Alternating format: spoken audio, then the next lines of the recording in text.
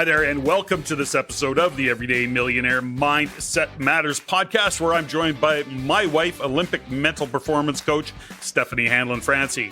In these episodes, Steffi and I have a conversation about the different aspects of what we refer to as Mindset Matters, because we believe that for those who are awake, we are living in and through the most impactful time in history. Your view of the world is the filter for how you will experience the evolution and changing dynamics of it. Our intention is to provide you with ideas, nutritious food for thought, and some tools that you can use to help you in being your greatest self and living your best life. Listen in, enjoy. Hey folks, welcome to the Everyday Millionaire Mindset Matters. Steffany. Hey, Dad. So here we are. Trump is our new president. Ours? Well, I mean, when you look at the USA, they are the biggest economy in the world, and really they drive everything. So when we consider, especially when it comes to Canada, so is he our president? No, of course not. But when we look at how much of an effect we're at, then yeah, Trump is the new president, and it will have a big impact on Canada as we go through the next few years. And it doesn't help that Trump does not like Trudeau and has made that, he's stated that out loud. So, yeah, very clear. I mean, I look at the people that I follow sometimes on social media. I've got friends, I've got family members that are in mourning because he won. And I can't quite figure out why. I mean, yes, he's got an impact, but to the emotional degradation of human beings that I know and respect and love, that have such an attachment to a person that doesn't even know their name. Well, there's a fundamental, and I think that, but there's a fundamental that goes with it, right? Which is if you're dialed into what the narrative is around mainstream media, if you're not doing any kind of your own research, if you're just literally taking verbatim what's being said, then you look at what's happening in legacy media or mainstream media, and certainly that whole thing is, what can you trust? What are you hearing? We know that in Canada, for example, a lot of what our mainstream media is funded by our government. So they're ultimately not going to go against our current NDP Liberal government and start talking about it. So you're not getting it. You have to go deeper. Certainly X is one of those sources that is now uncensored. Musk made that very clear. So you start to get a different perspective, different insights, and a different view of the world. We often say, when you change the way you look at things, the things you look at change. But you have to take the time to actually research it, then decide what you're going to buy into or not what you're going to buy into. I don't care about Trump as much as I care about his policies. I care about the fact that his policies will have an impact on Canada, some of them negative and some of them not so negative, depending on how we can get a team over there to negotiate. But here's the breakdown.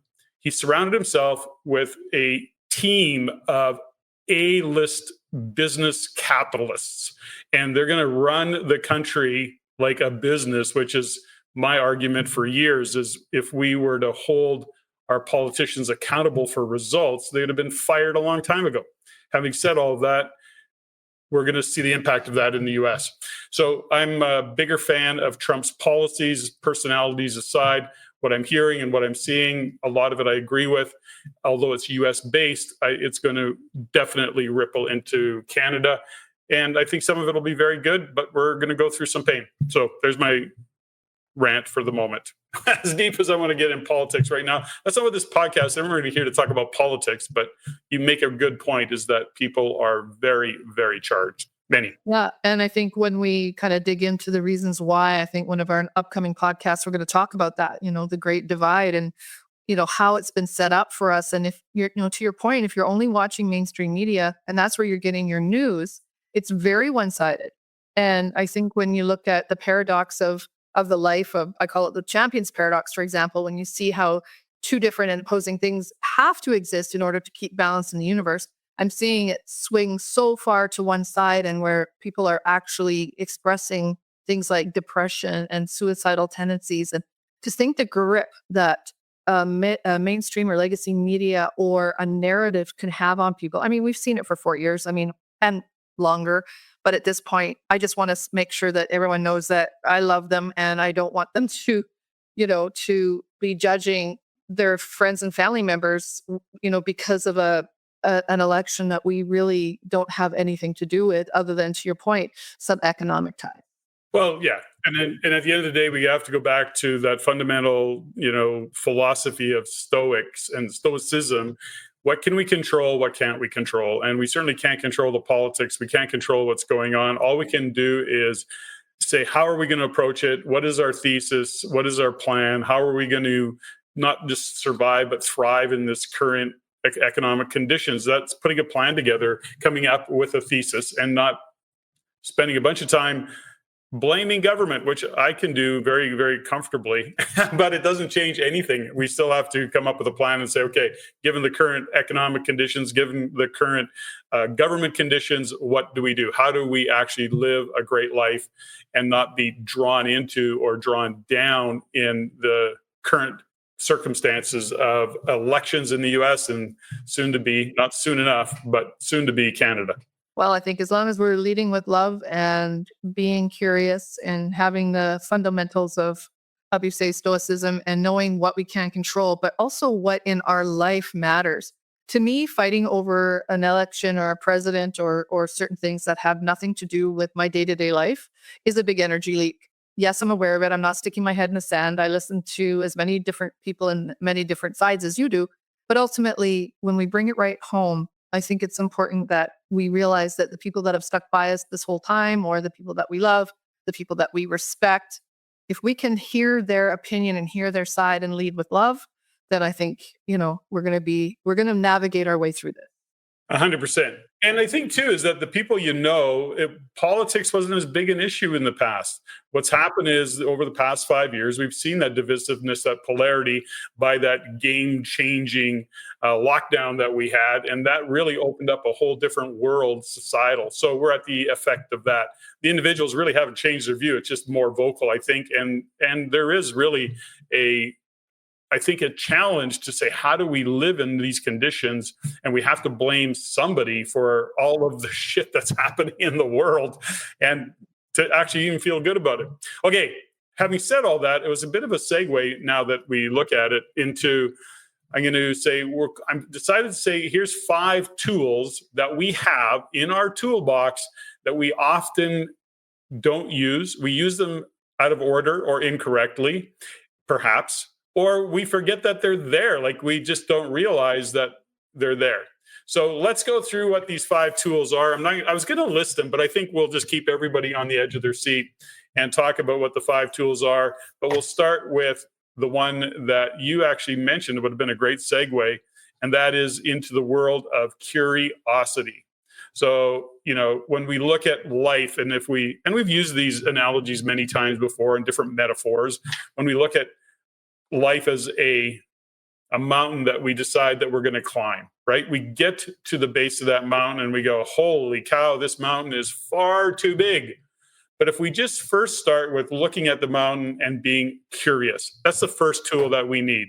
We get to the mountain base, we're interested in climbing this mountain, we've got an interest perhaps in doing it. We have to look at the paths, we have to look at what it's going to take to explore this particular mountain. So we have to be curious. Where is this journey? How is this journey going to go? What is the potential path that we have to go on? And then we have to say, no, something, I'm going to start to climb. So the first one is curiosity. I know that you have a view of that. You actually mentioned curiosity. How do you want to comment on this?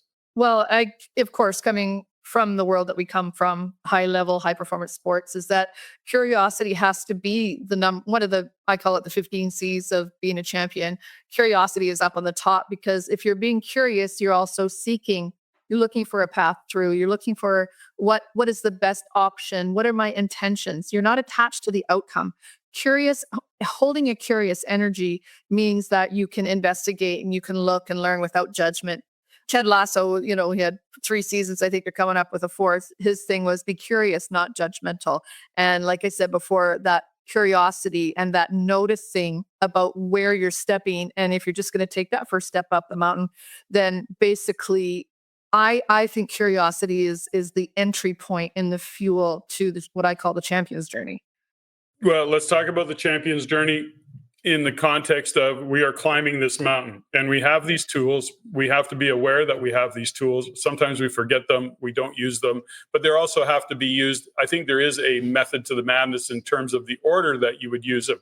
So the next tool that we'd pull out once once our curiosity has driven us to the base of this mountain and we have actually decided that we're going to climb, as we go along and we start to climb, we start to see the challenges, but we also start to appreciate the view. We start to see the new things that we're finding on our path, which creates passion. And hopefully we can embrace that passion and get excited about the mountain that we are climbing, the commitment to reach the summit, if you will, which is also going to fuel some determination. And between the curiosity being in play all of the time, driving that passion as we go and climb our metaphoric mountain of life or projects or whatever we got going on, we can get fired up and get excited and also attract other people. So what's your read on passion given your work with your athletes? Oh, not just with the athletes, but even with people. That's where they get stuck,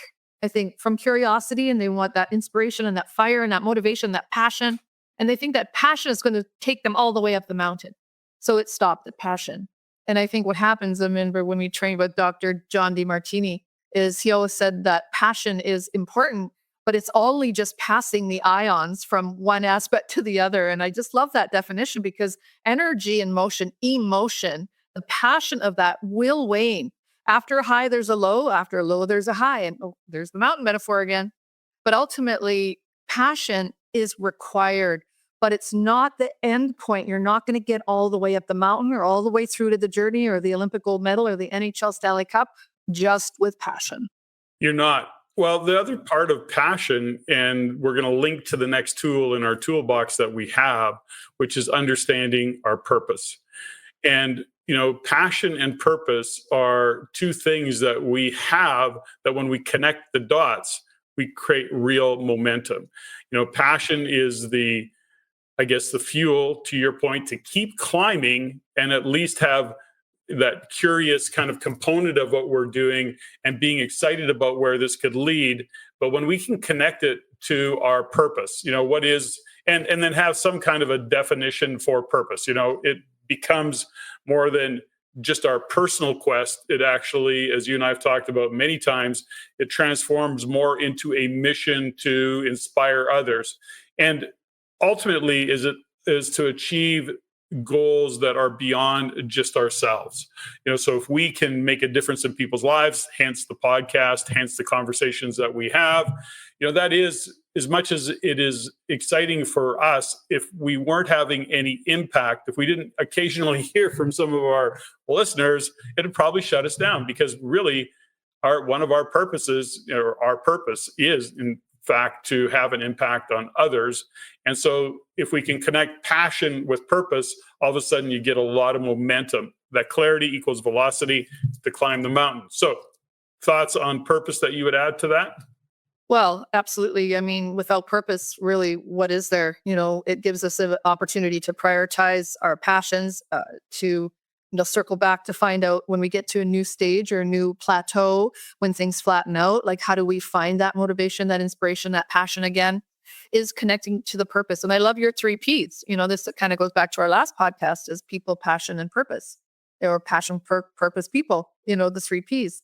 And I think about that a lot is we are also trying to create productivity and profit out of that. So there's a couple more Ps, is that we can't shut down the fact that part of our purpose is also to have an amazing life. And in order to have an amazing life, we want to be able to have a massive impact on people's life, and even a small impact.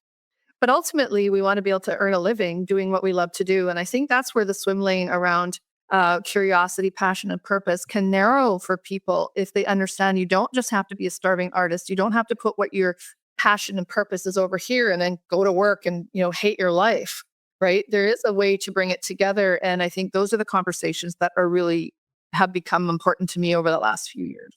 And one thing I want to add to that, because certainly we want to be paid and we want to be profitable for the contribution that we are. This isn't about being a charity, although there's lots of charitable things that we do on a regular basis.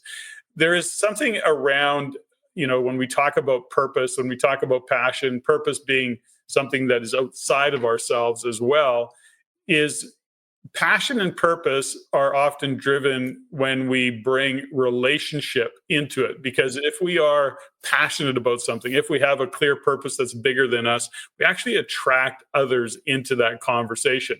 And I want to say that because this isn't about climbing the mountain alone. And I just want to, we don't climb the metaphoric mountain of our life alone. There's many people involved in who we surround ourselves with, etc.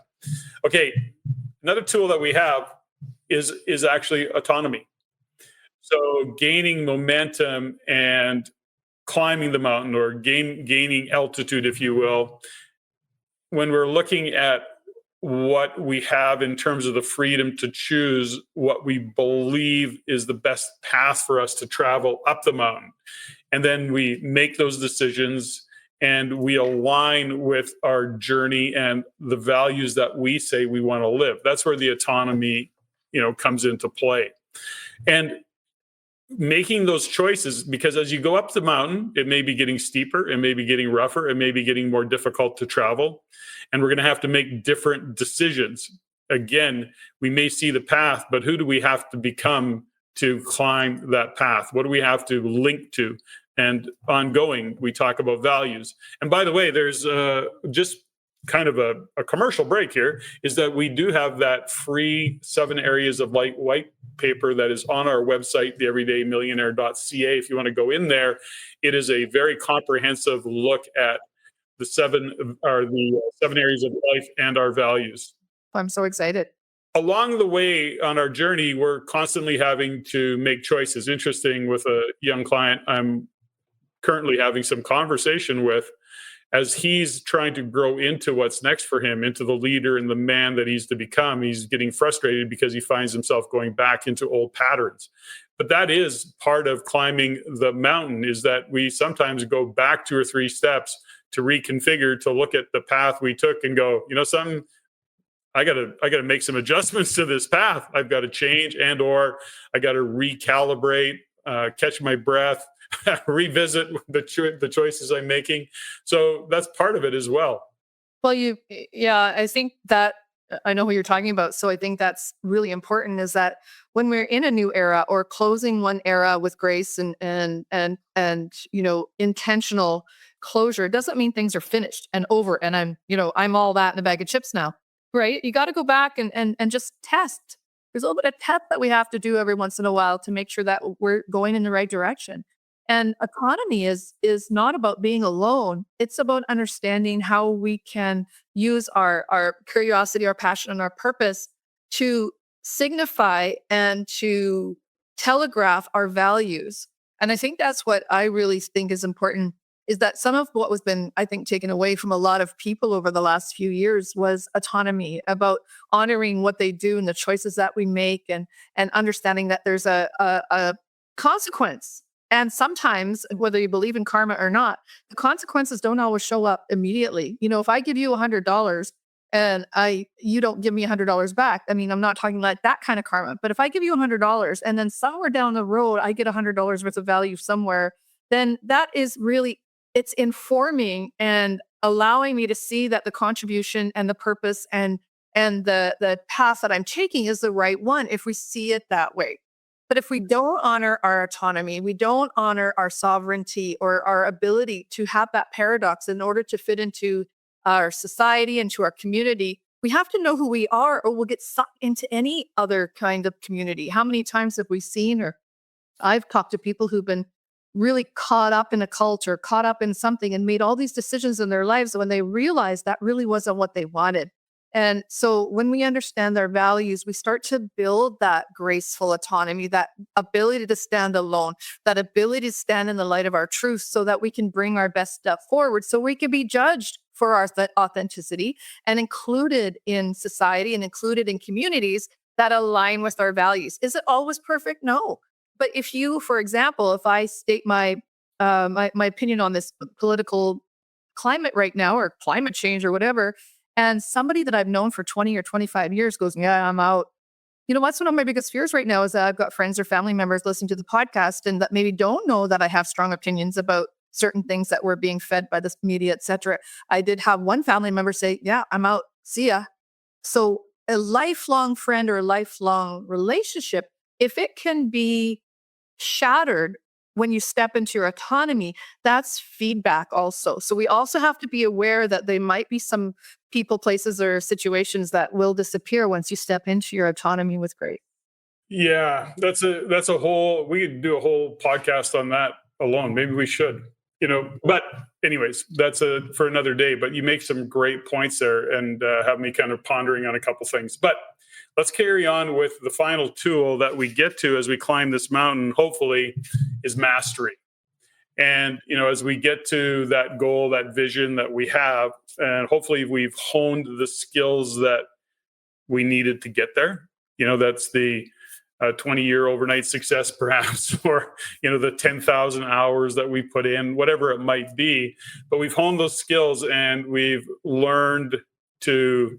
I guess we've learned, and we actually become adept at navigating the challenges that show up. We take what we've learned along our journey and apply it to other circumstances and other goals and other paths along new mountains, perhaps, that we want to take on. So we start to achieve a level of excellence in what we do and who we are and how we show up. And I know that it's interesting in my own experience right now, when you consider I've been doing the podcast, The Everyday Millionaire, for 8 years. We've been doing this for over 3 years. And we start to understand that, yeah, we can reflect on where we started, where we are. I think we've gotten a lot better. As a matter of fact, our list of followers or the number of downloads we have each month has continued to grow and expand, and the feedback that we've gotten has continued to be positive. So we've gained, I think, some level of mastery. Recently, even being asked to speak at TEDx, gosh, that's a push for me, right? Like, I actually am quite nervous about it as much as I speak. I'm going, holy cow, that's a whole new format that I've got to kind of wrap my mind around. I'm actually a little bit nervous about it, but it's part of the journey as I climb our metaphoric mountain of life. It's part of the journey and the experience that we'll have while climbing. So, your thoughts on mastery? 10,000 hours, becoming the best in the world at something, whether it's just being the best Steffany Ann that I can be. I look at you, over the years and how much I admire the journey and your commitment and your ability to do, whether it's tasks or the way that you fully commit and see the outcomes. Like, that's a masterful way of being. And it's like you choose mastery in everything you do. And I've learned a lot about that from you. And when I think about being a master coach, for example, what did I have to do to become a master coach and have that acknowledgement from Skate Canada or Hockey Canada? I'm one of only few people that are a master coach of Hockey Canada and Skate Canada over the years. So the title master can mean something. But in a term, for me, the term is mastery. It's more of a verb. It's what you're doing ongoing. And you say that about TEDx, and I wouldn't be doing TEDx had you not thrown my name in the ring. But you got invited because of who you've had to become, not just because of the podcast, but also, the man that you're becoming and the leader that you are. And I think what we forget sometimes when we get invited to do those certain things, it's not because, oh, look, that's lucky. Mhm. It's because it was the next logical step in your journey. And I believe more in the metaphysical way of creating and really putting out there what it is that we want to create and then focusing on that, visualizing, journaling. Like, I'm not surprised at all that you were invited to do that. I just get to, hang on to your coattails on this particular one. And I'm really nervous too. But it's the confidence, I think, that we can share in that. And that's the other thing around mastery is that when you're on a journey of mastery, you tend to attract other people that are on a journey of mastery, not necessarily they're experts. I don't like the whole expert syndrome or the professor syndrome. I mean, I don't ever want to pretend that I'm an expert in anything, because that would mean I stop being curious and I stop and maybe lose my passion and I disconnect from my purpose. And maybe I just become, another, NPC on the journey of, whatever. I want my autonomy. I want my bodily autonomy. I want my sovereignty. And I think based on where we've become or who we've had to become, this is a natural step. I don't want to see this as the end or anything like that, but mastery itself to me is a journey. Well, mastery in itself is a whole new mountain, isn't it? It is where you get tested, and you need to be tested. Whether that be a opportunity to speak from a TEDx stage. I've recently had people reach out to me and have me speak or have conversations with what's going on economically, my view of what's the economic fundamentals that are kind of driving our world and what we see, and not just in the world of real estate, but ultimately me as an armchair economist, if you will, and that's the best I can consider myself in that kind of world, if you will, is people reaching out saying, I want to hear your view, but I'm being asked by what I would call my peers, my equals, often, who see and hear me in a certain way. To me, that's a test of mastery. Can I actually step up? So when I use the word nervous, I think that I have to add to that. The nervousness is excited nervousness. I'm excited about doing it. I'm excited about being tested. I'm excited about having to step up and show up and deliver. But I'm excited about all that, but I'm nervous about it too, right? So I don't know if that all comes together to make sense, but that's part of achieving some form of mastery, and it's got to be tested all the time. It does. And if it's not tested, then you don't know if it's real. I think that's the same, when you think about in sport, we go through competition, we take tests, we move forward. And as you go up the mountain, literally and figuratively, the air gets thinner. So if you're not in good shape or you haven't prepared yourself to get there, it's going to be harder to breathe. That's why some people will send people, athletes to train at altitude so that when they come back to, sea level or where they normally train, they're actually in better shape. So there's strategies around mastery as you are moving towards the life that you want to create by design, is that the bigger the goal, and I say this all the time, the bigger the goal, the bigger the test. People will say, I want to go to the Olympic Games, and then they can't figure out why they're getting so much pushback, why there's so much blowback on, at certain competitions or judges or their travel, bullshit happening. All of this. I said, listen, you set a really big goal.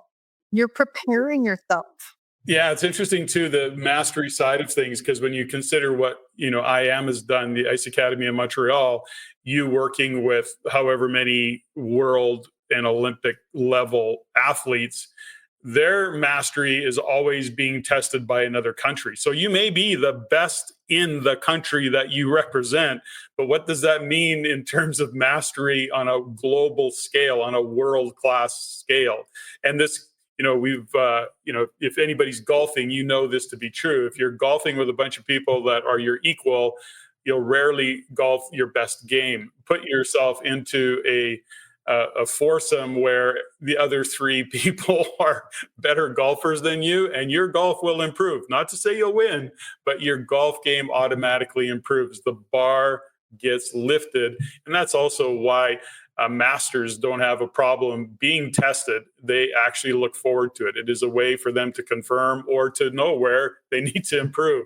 So we've spent a lot of time on the mastery one, but I think that's an important one. So if we kind of cover these 5 tools that we all have that we can use to climb the metaphoric mountain, we got to think about curiosity, connect it to passion, connect it to purpose, think about autonomy, and mastery. So those 5 tools, we all own them. They do kind of flow. For those of us who think linear, they do kind of flow in a linear way if you put it all together as you climb the mountain. And it's best not to try and use them out of order.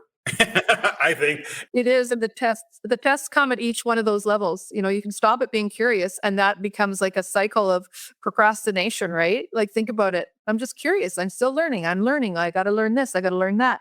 And it's a trap. And I see people, you will use it as, what do we call it? Motion versus action, right? Same thing. You can stuck at passion, just pass the ions around and just surround yourself with other passionate people that don't really get anything done.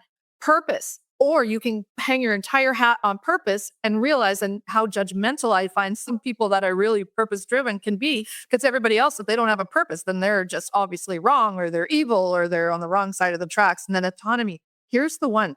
Can you stand alone? And can you honor your values? Can you show up in a way that you're ready to get tested? Because you don't get tested, the whole team doesn't get tested. We get tested as individuals so we can be a part of a community, so we can be a part of a team. You can't just blow that away and go, oh yeah, I'm just gonna stand by you, honey. You're the bomb. I'm just gonna stand behind you. No, I have to be your your equal. I have to be able to be autonomous and pull my own weight up the mountain. And of course, the last one, when you think of mastery, we talk about, the air center up there. There's also less people there. There's less people that will go on this journey to mastery because they'll want to step over or get there sooner, or you did it. I used to have a partner that said to me, I want to have what you have, but I don't want to have to do what you did. And that should have been a clue for me, wanted what I had, but she didn't want to have to do what I did. And she wanted to do it her own way. And I respected that. And I couldn't I wish I would have caught it sooner. I probably could have maybe handed her this map saying, you can't really step over any of that stuff. This has to be something that you create yourself. It's self-mastery. This is not about, becoming a master of anybody else. It's lonely at the top, as they say. Can be. Steffany, I think we covered this pretty well. I liked it. It was a good topic. Yeah, me too. That was fun. Ladies and gentlemen, thank you for listening. If you found value in the podcast, please take the time to rate and review and share with others. Share with your friends. As it is my goal to always improve and to provide the highest value for you, the listener. If you have any comments, suggestions, or questions you'd like answered, please email me at ceo@reincanada.com. That's ceo@reincanada.com. I look forward to hearing from you. And until next time, Patrick out.